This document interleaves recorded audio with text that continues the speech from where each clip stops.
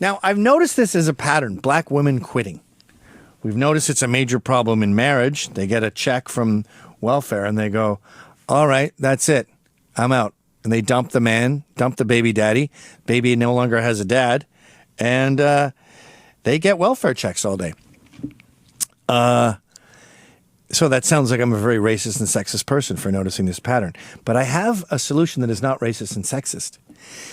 It could be because they are put on this pedestal of the most unassailable, I forgot what that word means, perfect, untouchable, uncriticizable group in America. Black woman. Let black women speak. Just on the way here, I saw a giant sign. I'll text it to you now or whatever. And it said, it has a black woman on it. And it says, "You're strong. Women, New York's strongest." And it has a black woman there. Is it better for me to email you? Yes. That skips a step, right? Yep. So when you tell a group, say you told guys with mustaches that they are strong and we need you, and listen to men with mustaches, you are what makes New York City great. You're the best part about America. We need more mustache men. You'd kind of become a little bit of a bitch. And I would probably show up today like 20 minutes late. And they go, dude, what's going on? You said that you could take over after Anthony died. And I'd be like, do you know how hard it is for us? Do you know what we go through every day? We make this city strong. Fuck you. And then I would come in, I'd work, do this show for like 10 minutes, and then leave. Because I'm going through some stuff right now. So I think that despite the media claiming that they are the most tread-on group, the opposite is true, and they're basically becoming spoiled brats because we worship the ground they walk on. Like Ta-Nehisi Coates says that white people think they own the place and they have no boundaries and they walk into a room like it's theirs. And he uses the famous quote, "And I think I know why." But that is true of one group and one group only, and that is black women. They walk into a restaurant. Oh, you found it without my... That's impressive. The picture I had a tree in the way. Women are New York's strongest. What the fuck does that mean? It means nothing. It's a meaningless, stupid platitude that I'll bet you anything is part of Shirlene McRae's $800 million Thrive campaign, where she's got to spend it on something. So she goes, okay, I'll pay a photographer $100,000 for a picture. Then I'll pay an artist $100,000 to make it into a drawing. Then I'll pay a graphic designer $100,000 to make it into a poster. And then I'll pay a street crew $100,000 to put it up. I blew some of my money. Still got another $790 million to $99 million to spend. So that's my theory. And you get this with the Olympics. We lose to Russia because black chicks couldn't take the heat. And then the opposing argument is, well, she couldn't be a pussy and a spoiled brat if she trains that hard. Yeah, you can. And this was when it really, the rubber hits the road. This is really where we need you to do what you have to do. It's one thing to prepare.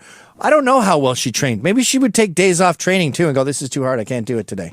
And she was just genetically happened to be incredibly gifted when it comes to gymnastics. But when we really need her, when the country needs her, she goes, too hard. This is 1-5 I'm talking about, by the way.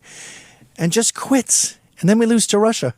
And as Anthony Cumia pointed out on his Twitter, God rest his soul, they're fucking fat, our gymnasts. Big chocolate tubs of shit.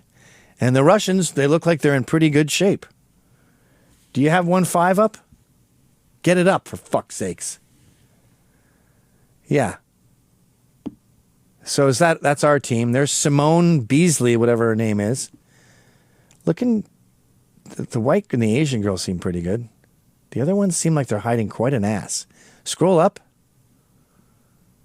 Yeah, Simone Beasley's not fat. These pictures look funny out of context.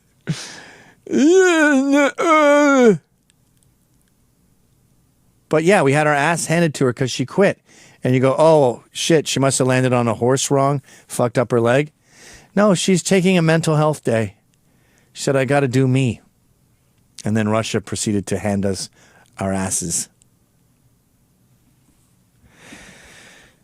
And this reminded me of this, remember this black astronaut in 1992? Everyone was complaining that there's not enough black women in space. So we pushed everyone out of the way and we said, come here.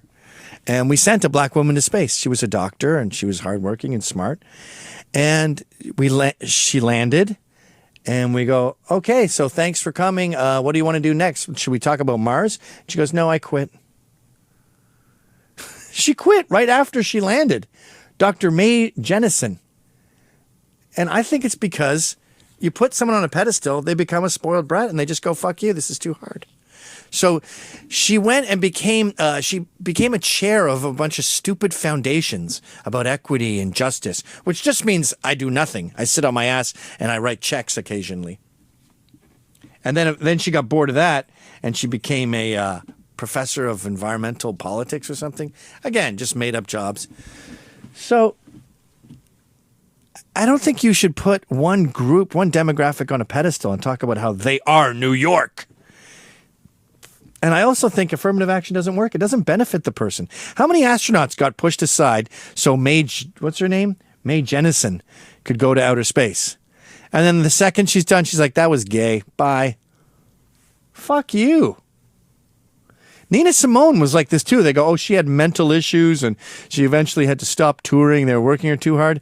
No, she had a normal musical career, that a very successful pianist with mainstream appeal in America and Europe. Huge in France, huge in Britain.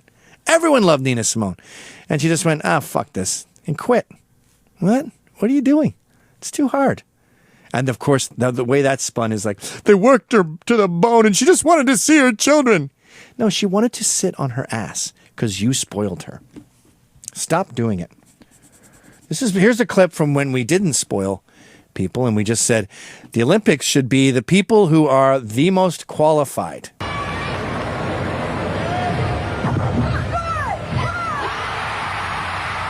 I think she broke her fucking leg. A 9-7-1-2, she has done it.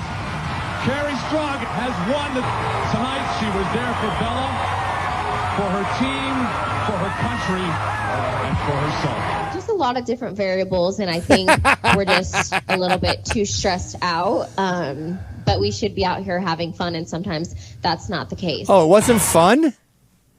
It wasn't fun. You know, soccer, I'm not a big soccer guy, but they used to play with broken bones, broken necks in the rain, in the mud. Now they do that thing where you touch their ear and they hit the ground and start writhing around in pain. I saw people shitting on the Kerry Struggs thing on Twitter today, though. What's that? That Kerry Struggs was the one that flipped with a broken leg. And they were saying the coaches were sadists and they made her do it even though they were hurt. And it's like, yeah, but they won the gold because of it. That's what the coach is there for. Yeah. It's like, I don't know if I could do it. It's like, you can. Uh-huh. Yeah, that's the new thing where I hear the left side and I go, yeah. Like he was a slave driver. He's working to the bone. He made them work with broken limbs. Yeah. That's what we're going for. Thank you. I agree with you. We've come so far apart. We're now meeting at the other end of the circle. And I'm like, welcome aboard. I agree with you. Yes, slave driver. Yeah. Broken bones. Yep. You're the best in the fucking world.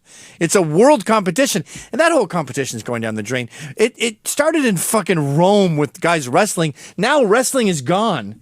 And it's skateboarders. Wrestling is out of the Olympics and it's been replaced with guys doing ollie kickflips. What the fuck? You got to admit, though, that's severely less gay. No, I don't have to admit that. Wrestling is the toughest thing a man